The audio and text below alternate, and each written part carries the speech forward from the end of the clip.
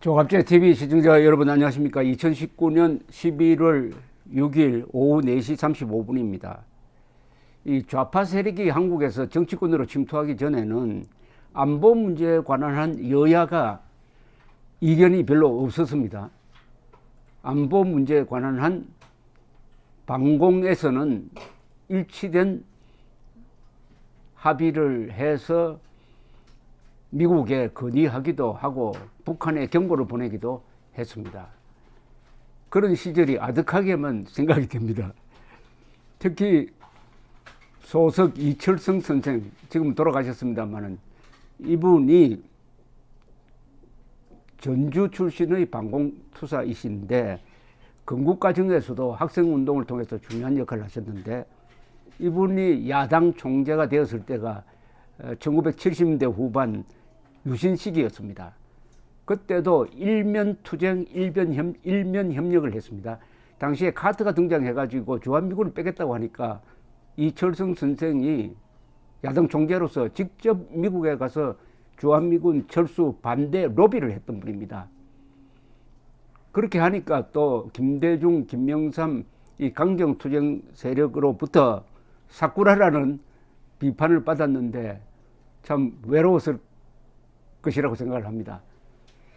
요사이 한일군사정보보호협정에 대하여 오랜만에 여야가 손을 잡을 수 있는 계제가 지금 만들어지고 있다는 느낌이 듭니다.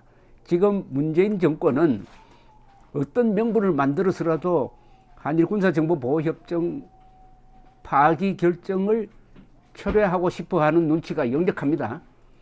그리해 해서 문재인 대통령이 아베 국제회의에 가서 아베 수상을 만나자고 해서 짧은 만남을 통해서 한일 간의 문제를 대화로 해결하자 하는 이야기를 했는데 아베는 좀 뻣뻣하게 나온 것 같습니다. 그리고 미국에서 적극적으로 지금 한국, 일본, 특히 한국에 대해서 철회를 요구하고 있습니다. 아주 진퇴양난입니다. 조국 사태를 덮기 위해서 8월에 느닷없이 지소미아라고 불리는 한일군사정보보호협정을 우리가 파기 선언함으로써 그때는 일본에 대한 대응으로 개선을 했지만 미국이 더 화를 내면서 이것은 한미일 동맹관계를 훼손하는 것이고 미국의 안보 이익을 해치는 것이다. 이렇게 딱 정리를 하고 나오니까 미국의 압박을 문재인 정권이 어떻게 막아낼 수 있을지, 과연 철회를 강행해가지고 11월 23일부터는 한일군사정보보호협정이 없어지는 체제로 갈 것인지 아주 고민이 많을 것인데, 다행히 황교안 자유한국당 대표가 일종의 구원투수로 나왔습니다. 황교안 자유한국당 대표가 적극적으로 한일군사정보보호협정 파기 결정을 철회하라고 좀 다소 일본에 천면이 안 서는 일이 있더라도 이렇게 아주 고언을 하고 있는 이게 찬스입니다. 문재인 대통령으로서는 반대 여론이 없어지는 겁니다. 그러니까 파기 결정을 취소했을 때 들고 일어날 세력이 없어요. 문재인 지지 세력은 문재인 대통령이 무슨 결정을 하든지 무조건 따라가는 세력이 대부분 아닙니까? 그런데 유일하게 반대할 세력은 자유한국당 지지 세력 또는 보수층이에요. 보수층은 파기 결정을 철회하기만 하면은 문재인 대통령에게 박수를 보낼 겁니다. 그러니까 문재인 대통령은 별 부담 없이 철회 결정을 할 수 있다 이겁니다. 그 출구를 만들어준 사람이 황교안 대표입니다. 황교안 대표가 오늘 당대표 및 최고위원 중진의원 연석회의에서 이렇게 이야기를 했습니다. 청와대와 여당의 조국 살리기 최대 희생양은 지소미아였다. 한미일 안보협력의 상징인 지소미아가 엉뚱하게 조국 사태의 유탄을 맞았다. 도저히 있을 수 없는 비정상적인 결정이었다. 지소미아 종료 결정으로 우리가 얼마나 많은 걸 잃었는가. 한미일 삼각 안보 협력의 금이 갔다.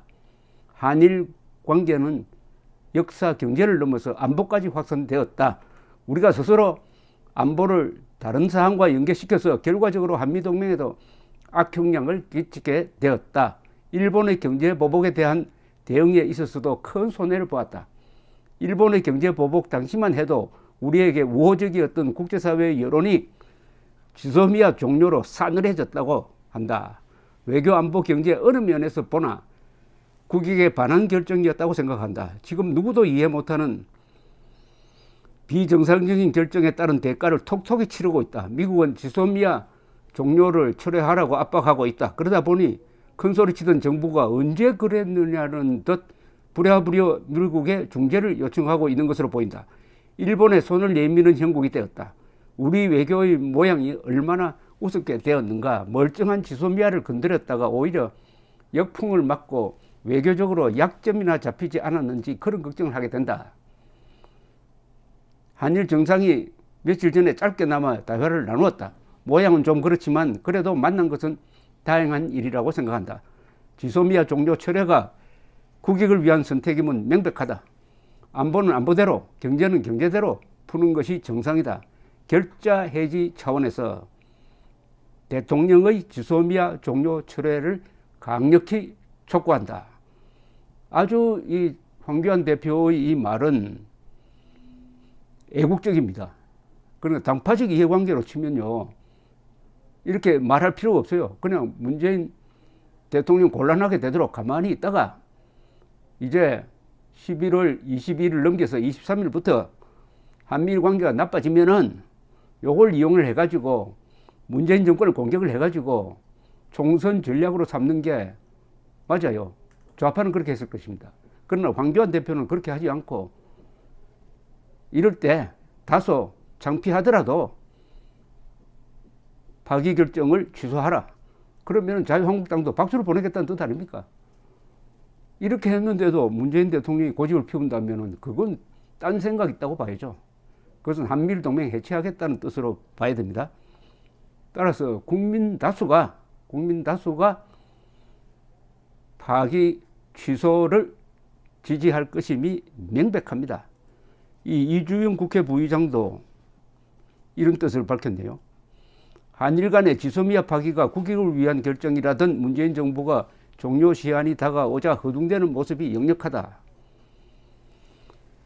문 대통령은 그저께 태국의 정상회의 대기장에서 아베 신조 일본 총리를 끌어당겨서 이야기를 나누었다고 한다. 영어 통역자로 대신하고 정의용 안보실장이 사진 촬영을 했다고 하니 얼마나 다급했는지 알 수 있다.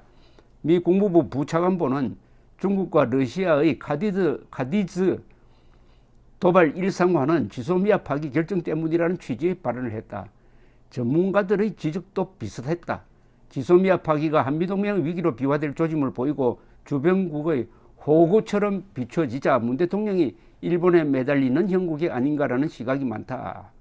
문재인 정부가 반일 감정을 선동하면서 지소미아 카드로 일본을 압박하여 수출 규제를 풀겠다고 판단한 것부터 참담한 외교 실패라고 누누이 지적해왔다. 그런데 그것이 눈앞의 현실로 다가서자 너무나 초라한 자세로 변신해버린 셈이다. 문 대통령은 바른 소리에 귀맞고 국익과 국가 안보를 저버리고 정권 이익과 포퓰리즘에만 집착한 결과가 얼마나 참담하게 돌아오는 것인지 깨달아야 한다. 그리고 대통령의 판단을 잘못 이끌었던 안보실장을 비롯한 참모들을 업참마속하고 이제라도 지소미아 문제를 바로잡기를 바란다. 이 8월에 이것을 지소미아를 연장할 것이냐 여부를 결정하는 청와대 회의에서 국방부와 외교부는 파기에 반대했다고 합니다.